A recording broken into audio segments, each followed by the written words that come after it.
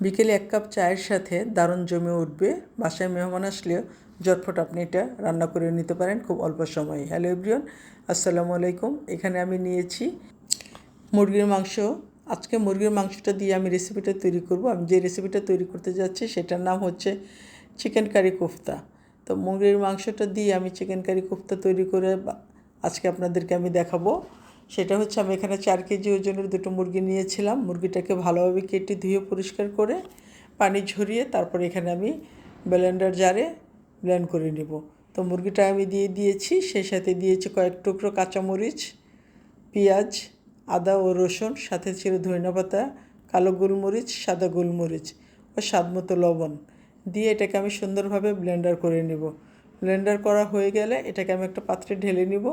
ঢেলে এটাকে আমি হাতের সাহায্যে সুন্দর করে মেখে নিব। তবে মাখার আগে এখানে আমি দিয়ে দিব চাট মশলা, দিয়ে দিব চিনি ফ্লেক্স একটু ঝালের জন্য। এটাতে গ্রানও হবে, সুস্বাদুও বাড়াবে। দেখুন, তো এটার জন্য আমি এখানে দিয়ে দিচ্ছি ব্রেড কাম। এখানে ব্রেড দিতে পারলে ভালো হতো, কিন্তু আমার বাসায় ব্রেডটাকেই আমি ব্রেড কাম করে রেখেছিলাম ব্লেন্ডারের মাধ্যমে। তবে সেই ব্রেড কামটাই দিয়ে দিচ্ছি এখানে। দিয়ে আমি ভালোভাবে আলতো হাতে এটাকে আমি ম্যারিনেট করে নিচ্ছি। সুন্দরভাবে সব কিছু মিক্সড হয়ে যাওয়ার পর এটা হাতের সাহায্যে আমি এভাবে একটা একটা করে গোল গোল করে শেপ দিয়ে নিচ্ছি। সবগুলোকে আমি এভাবে আলতো হাতে শেপ দিয়ে নেব। আপনারা চাইলে আপনারা আপনাদের মতো শেপ দিতে পারেন। তো আমার কাছে গোলটাই বেস্ট ছিল, তো এটাই আমি দিয়েছি। তো এভাবে আমি সবগুলোকে বানিয়ে নিব। বানিয়ে নেওয়া হয়ে গেলে এখন আমি চলে যাব ভাজার জন্য। এটা ভেজে এমনিতেই খাওয়া যায়, চায়ের সাথে খেতে দারুণ লাগে। তো এটা এক এক করে এখন আমি ভাজার জন্য চলে আসছি। আমি তেলের মধ্যে সবগুলো একটা একটা করে ছেড়ে দিচ্ছি। ছেড়ে দিয়ে আমি এইভাবে ভেজে নেব এবং এটা খেতে দারুণ টেস্ট ও দারুণ সুস্বাদু হয়।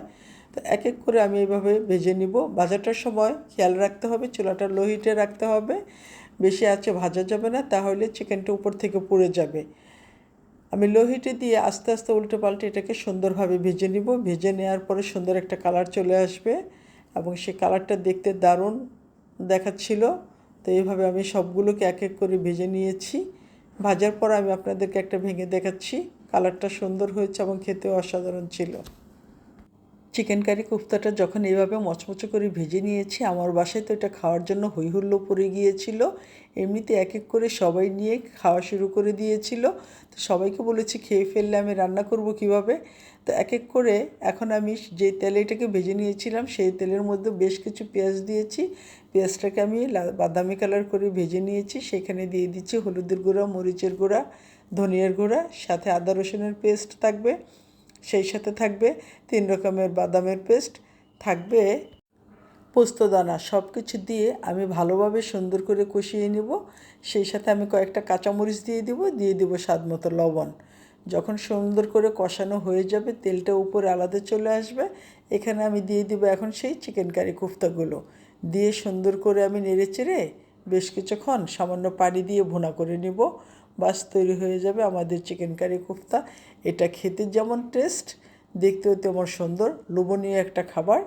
বাচ্চারা তো এটা দেখলে লোভ সামলাতেই পারে না। আমি যখন এটা আমার বাসায় রান্না করি, আমার এটা ভুনা করার আগেই আমার বাসায় শেষ হয়ে যায়। আমার ছেলেটা বলছিল, কী ব্যাপার আম্মু, আজকে হঠাৎ করে তুমি আবার চিকেন কারি কোফতা বানাচ্ছ?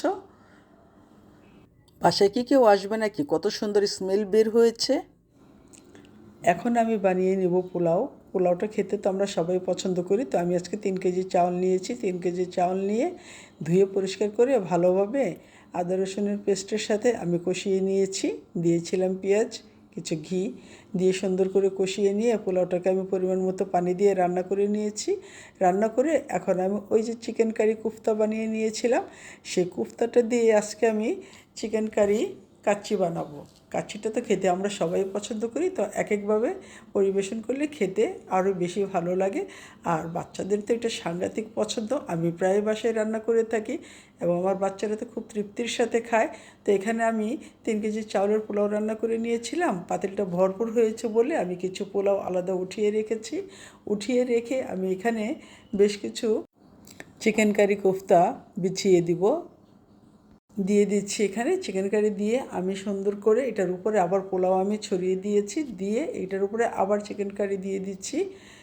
দিয়ে সুন্দর করে আমি এটার উপরে আবার পোলাও বিছিয়ে দিব, দিয়ে তারপর এটার উপরে আমি কিছু পেঁয়াজ বেরেস্তা দিয়ে দিব। পেঁয়াজ বেরেস্তা দিয়ে আমি মিনিট 10 এটাকে সুন্দর করে ঢেকে রাখবো এবং চুলার হিটটা একদম কমে থাকবে। কমে রেখে আমি কিছুক্ষণ দমে রাখবো, এটাকে দমে রেখে এটাকে উঠিয়ে তারপরে হবে আমার পরিবেশন করার পালা। দেখতেই পারবেন কি দারুণ হয়েছে। তো এখন আমি এটাকে উঠিয়ে নিব, উঠিয়ে আমি এটাকে খাওয়ার জন্য পরিবেশন করব। দেখতেই পাচ্ছেন কি দুর্দান্ত হয়েছে। আমি এক এক করে এখন এটাকে ডিশের ভিতর উঠিয়ে নিচ্ছে খাওয়ার জন্য। আমার বাচ্চাদের আর দেরি সহ্য হচ্ছিল না, বলছিল আম্মু কখন খাবো কখন খাবো। এক এক করে আমি উঠিয়ে নিয়েছি। দেখেন কালারটা কি সুন্দর হয়েছে এবং গরম গরম খেতেও দারুণ হয়েছিল। তো আমি এক এক করে উঠি আমি টেবিলে পরিবেশন করছি এখন খাওয়ার জন্য। এটা দেখতে যেমন সুন্দর, খেতেও তেমন সুস্বাদু। আপনারা চাইলে বাসায় রান্না করে বাচ্চাদেরকে খেতে দিতে পারেন। দারুণ সুস্বাদু এবং দারুণ টেস্টি একটা খাবার এটা।